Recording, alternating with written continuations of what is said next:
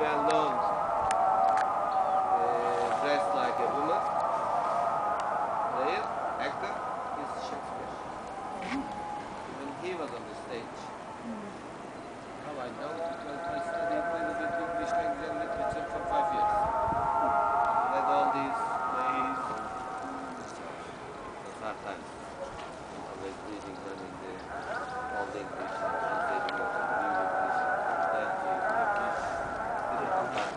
What I know about the drama, theater, everything began with the Greek drama. Tragedy, comedy, tragicomic.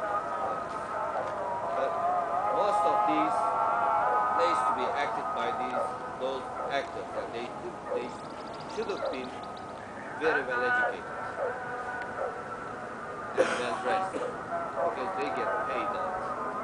It was the most honorable job in the ancient times after being an honorable person, like a noble person. If you are an actor, everybody will know.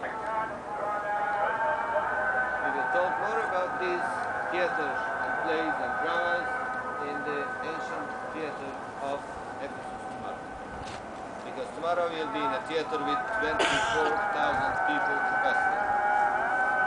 So 2.5 more size of this.